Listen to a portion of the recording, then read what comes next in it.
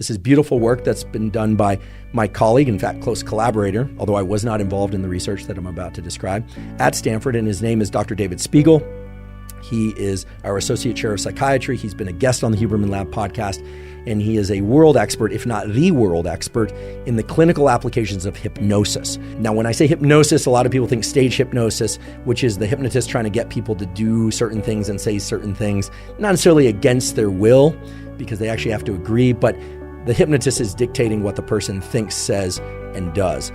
Clinical hypnosis is vastly different from that. Clinical hypnosis is where the person, the patient, actually directs their own brain changes toward a specific emotional or behavioral goal.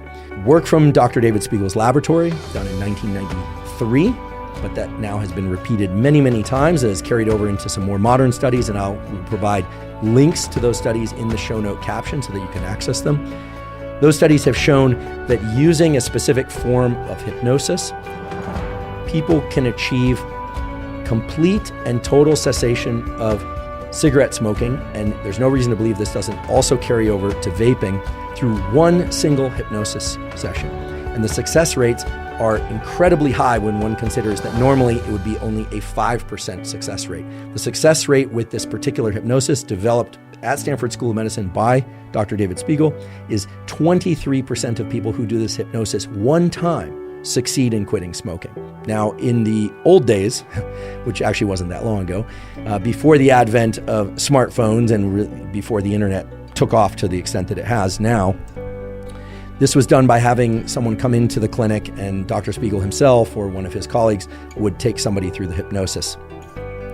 Nowadays, you can access this hypnosis. There's a wonderful app that was developed by Dr. David Spiegel and others. It's called Reveri, R-E-V-E-R-I. I've talked about this app a few times on the podcast before because there are hypnosis scripts within the app for enhancing sleep, for improving ability to fall asleep if you wake up in the middle of the night, for focus, and a number of other behavioral and emotional changes. There's also a function in the Reveri app for smoking cessation, which exactly parallels the sort of in-laboratory and in-clinic approaches that Dr. Spiegel would use were you to show up at his clinic or in his laboratory. And since that's not possible for the large number of people out there, if you or somebody else is trying to quit smoking or vaping or dipping or snuffing for that matter, I strongly encourage you to check out the Reveri app. You can find it easily by going to reveri.com. It's available in various formats. Some of it is available free, some of it is behind a paywall. But given the tremendously negative impact of smoking, vaping, dipping, and snuffing, the hypnosis for smoking cessation that Reveri has seems, at least to me, as a very powerful and worthwhile resource. So please check that out if you're somebody who's trying to quit ingesting nicotine by any of the 4 methods that I just described. So hypnosis is a state of calm and high focus. So context is restricted. It's like looking at something through a telephoto lens. You're eliminating the surround. So it's a state of high focus, which normally, as we talked about earlier with the aperture, the visual system, would be associated with a high degree of excitement or stress. But hypnosis is a unique state because you have a high degree of focus, but you're very relaxed. And just to remind people that neuroplasticity is triggered by states of high focus, followed by periods of relaxation later in deep sleep or in non-sleep deep rest. In hypnosis, it brings both those states together at the same time. And this is one of the reasons it's effective in accelerating neuroplasticity. I could probably do it right now to see how hypnotizable you are. There's actually a test, a clinical test called the Spiegel eye roll test. Spiegel's father was a hypnotist and a psychiatrist. So I want to be clear, these are not stage hypnotists. These are board certified MDs and PhDs who there's a lot of scientific research to support what we're about to talk about. So typically when we get sleepy, when we're relaxed, our eyelids close and our eyes go down and the chin goes down.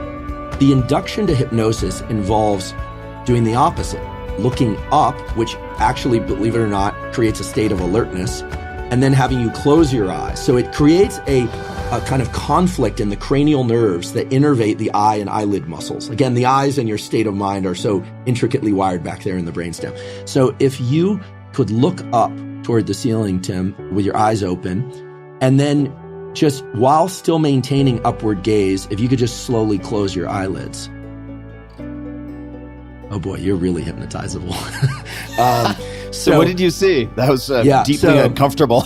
Yeah, I know. It's a little bit odd. So for those of you listening or watching, you sort of look up towards what, sometimes in yoga communities or meditation communities, they call the third eye center. We don't actually have a third eye, but if we did, it would probably be, someone decided it would be between our two eyes and our forehead.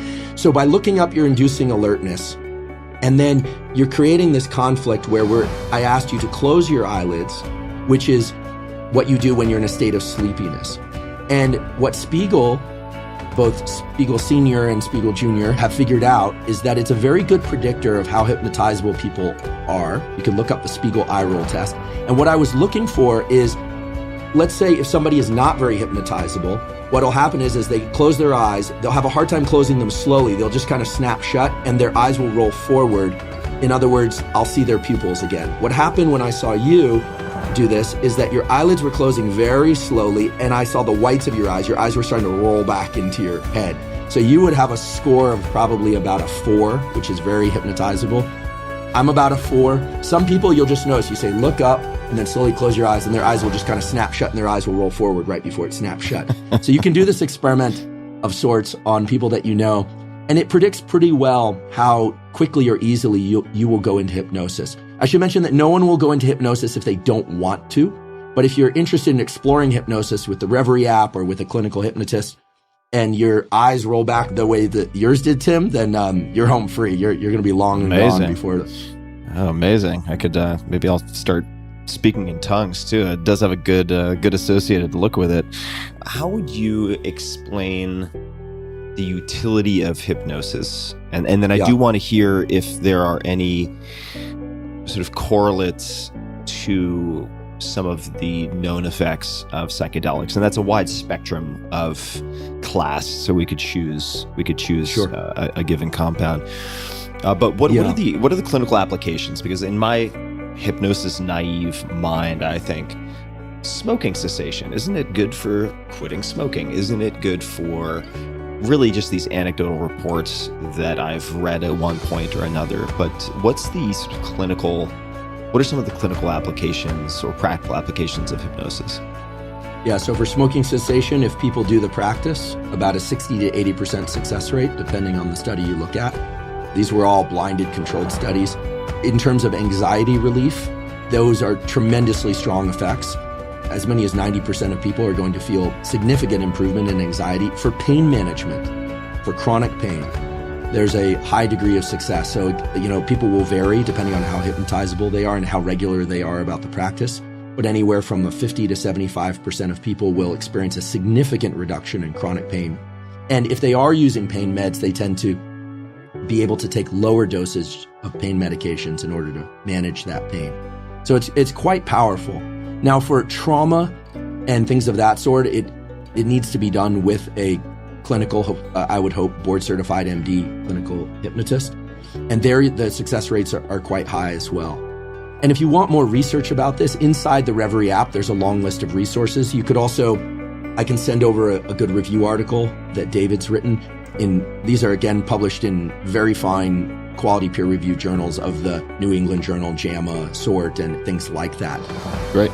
In terms of similarity to psychedelics, they are quite distinct, actually. So hypnosis, being a state of high degree of focus and relaxation, is a bit similar to some of the so-called psychedelics. So MDMA-assisted psychotherapy, which it appears, thanks to the support and work of people like you and the MAPS group and the group at Hopkins, in particular Matthew Johnson, and I realize there are other people in that mix, but I have to just say as a point, it's really exciting to see what's happening and the enthusiasm about building safe protocols that people can access after so many years of people having to do this kind of renegade or in unregulated environments.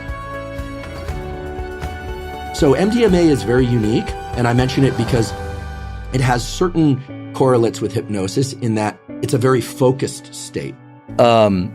Hypnosis is powerful, and I think stage hypnosis has done a great disservice, no disrespect to the stage hypnotists out there, to detract from the power of hypnosis as a medical tool and a high-performance tool. My own personal experience is that I didn't understand what hypnosis was my first experiences with hypnosis were, there was a guy named Frank Santos. It's a famous, in the Boston area, who's a very famous comedy hypnotist. And he was an actual hypnotist who would hypnotize people and get them to quit smoking and things along those lines, but then would do this comedy hypnotism show where he would get people on stage, and man, like, we would me and a bunch of other comedians would go and watch it every week because it was crazy. He would put them under. They would definitely be under, and they would think they were having sex. They would think they'd be in a boat. They'd think they'd be in the water. It was weird. It was really weird to watch, and I always just thought it was like really weak-minded people. My thought was, and obviously I'm 21 at the time, I didn't know anything, but my thought at the time was, okay, there's certain people that are just, they have 9-volt brains, and you can trick them into doing anything, and that explains cults and a lot of other shit, and televangelists and all sorts of nonsense that should be like really obviously fake to people, but they fall into it anyway. And so that's what I thought. I thought it was just really dumb people that he was tricking. Well, some people are more easily hypnotized than others. And it's actually pretty predictable. There's actually a test that we could do right now that will tell you. Yeah. So can you do it to me? Yeah, I can use the one that Spiegel taught me, which is, so you look up at the ceiling and you're gonna look, and now now close your eyelids. You're not very hypnotizable. How's that? Look up one more time and then close. Yeah. So probably not as hypnotizable. Why? So for people that are very hypnotizable, I asked Spiegel how you measure this kind of back of the envelope, curbside consult as they call it. And people who are more hypnotizable, their eyelids will flutter in an attempt to go down. The reason is that a lot of hypnosis is anchored on the ability to go into these deeply relaxed states. And some people's autonomic nervous system gets locked in a state of more, of more attention and kind of higher levels of alertness or levels of sleepiness. So think about like a seesaw. So you can either be really stressed. So when you're really stressed, like you're analyzing time, you're analyzing space differently, duration, path, outcome, what's gonna happen, when's it gonna happen, real emergency. The other state would be sleep, right? That's the other extreme. Duration, path, and outcome are essentially non-existent, space and time are fluid, whatever. The hinge in the middle of that seesaw for some people is very tight. They get locked over here or locked over there. They can't get the energy or they can't de-stress. Hypnosis involves taking somebody from a state of alertness, like you and I are in now, and bringing them into a almost sleep-like state. Now, for some people, their autonomic nervous system isn't that willing to do that. It's almost like the hinge on that seesaw is locked. It doesn't want to budge. And this fluttering of the eyelids is reflective of a peripheral nerve, believe it or not, that originates in the brain stem. That's a central part of the autonomic nervous system. The other thing that they'll do, you ever see on these stage hypnosis where they'll have people look up at the ceiling and then they'll sometimes shine a light in their eyes, or they'll like have them look at a light? I haven't seen that. They're looking at how we call it labile, but how rigid or labile, how willing to move the pupils are. Because autonomic arousal impacts the pupils of the eyes. So it's an external read of what's going on in the brain. A lot of people don't know this, but your eyes are not connected to your brain. Your eyes are brain. What? They are central nervous system and their brain. Your neural retinas that you use for seeing things around you are part of the central nervous system. They are the way that you know when to be alert and to be asleep. And they are two pieces of brain that during development got squeezed out of the skull and placed outside the skull. Whoa. Yeah. They're the only two pieces of your brain that are outside your skull, assuming that you don't have some sort of damage. That is fucking crazy. It's crazy. Your eyes are a part of your brain. Yeah, and that's why when people tell me, oh, the eyes are the window to the soul, I'm like, well, look, I don't know about souls, but they are definitely your brain. So when I look at you, and now it's weird because I'm looking at, we're not looking at each other's pupils, right? But when the hypnotist, I should say, looks at the pupils, they're saying, the pupil size is a direct readout of how loose that hinge is. So when they shine light in someone's eyes and they take it away and they go, That's so weird that you can look in someone's eyes and there's something about, like, you can kind of tell what kind of a person they are in some ways, or at least tell how they're thinking. Like if someone's uncomfortable being around you, like, ugh, you could see it in their eyes. If you tried to write that down, like, what are you seeing? You try to explain it to someone. Good luck. Good luck writing that down. I don't know what that is. But I know when someone's full of shit. Right. Like if someone's lying to me or bullshitting me, I'm not always aware, but I'm aware a lot. You know? Well, and it's not just their individual eyes, but it's also the way that they focus their eyes. So You know the myth of the Cyclops, right? One eye in the middle of the head. That myth has origins in the fact that the Cyclops was one-dimensional anger. And it turns out that when we experience an increase in autonomic arousal, so let's say we decide we're going to fight, we decide we're going to learn, or maybe even just we're going to write something important. Something's important. Our eyes, the pupils change shape. But because our eyes don't really move in our skull, they actually do what's called foveate in a little bit. There's an eye musculature reflex that gets triggered in. And so you can see this sometimes in people that are getting ready to fight. Their eyes are actually brought inward. That triggers another neural circuit to increase levels of autonomic arousal and starts deploying resources internally, fuel resources, fuel for bouts of intense stuff, whatever that intense thing is going to be. When we're relaxed, like we view a horizon, or we're just walking, or we're in what's called optic flow, when things are flowing past us, we go into panoramic vision. So in panoramic vision, you go out of that soda straw view of the world and you start being able to see the corners of the room, the ceiling, the floor. And that's a relaxed state. So sometimes we're even subconsciously perceiving how stressed or relaxed somebody is, not by necessarily their pupils, although that might play into it. It certainly has a role, but whether or not, based on your prior kind of intuitive knowledge about that person, whether or not they're like Cyclops or whether or not they're in panoramic vision. Wow. And this is important because it changes the way we perceive time. If we are in Cyclops vision, soda straw view, that high intensity, we tend to do two things. One is we tend to be more in tune with what's going on inside us. We start, the brain does this other thing which is called interoception. It's like paying attention to what's going on inside us versus outside us. And when we're stressed, time outside us seems to go really slowly. It's like you're in the security line at the airport and you need to get your flight. It's a very different perception of the person in front of you and what they're doing than when you're relaxed and you got plenty of time. And that's because outside events start to feel slower. This is why after a car crash, people will say, everything was in slow motion. Or I've never actually looked at fighters, but I visited the UFC training center, Duncan French.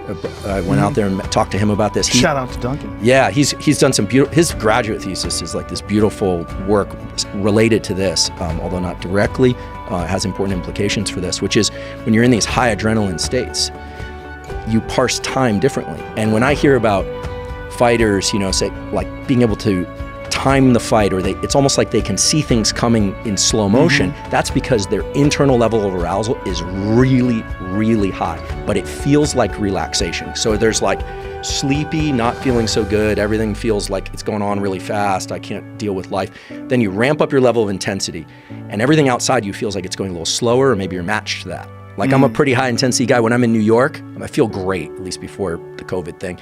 People walking down the street, I finally feel like the tempo is kind of matched between internal and external.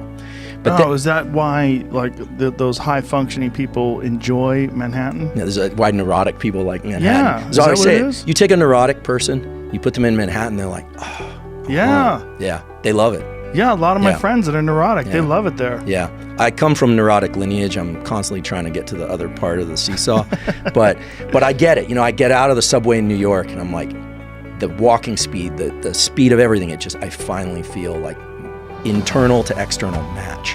Does this thing that connects the fluttering of the eyelids to being able to be hypnotized more easily, does that coincide with a personality variable?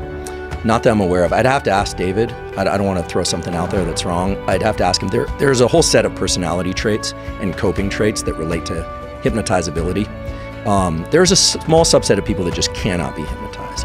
You can't really force hypnotism on people. Is it they cannot, or they are not willing to let themselves be? Because I've been hypnotized. My friend Vinny Shorman, he works with fighters. He hypnotized. He calls it mental coaching. But and I was like, I want to know what you're doing. Like, he's been on my podcast before. I'm like, do it to me. Let's see what's up. It was very weird. Did you find it beneficial? I think I did. I only did it once, but I was kind of stunned by it. I'm like, oh, this is a weird state where you're kind of there but not there. Like, it's not like you don't know what's going on. You do know what's going on, but you're in this weird sort of quasi-relaxed, sleepy thing. It's a very unusual state. Yeah. This match of high focus, deep relaxation is not a brain state that we can access very easily without a hypnotist. There are other ways to do it, But that state would be super beneficial for people wanting to learn something, because it would relax them much more deeply than it would just ordinarily everyday life while you're conscious. That's right. It's taking the two pieces of the plasticity puzzle and putting them in a same event. So I don't think it should be the only way to learn new things, because there are things you can't do in hypnosis, like roll jiu-jitsu. I mean, for instance. But as a tool for accessing faster learning, it's quite powerful. Just like sleep. I mean, I think the work of Matt Walker and Bill Dement at Stanford and others has just shown, like, if you want to pull someone apart, you want to just make them insane and unable to do these duration path outcome, mental operations, you sleep deprive them.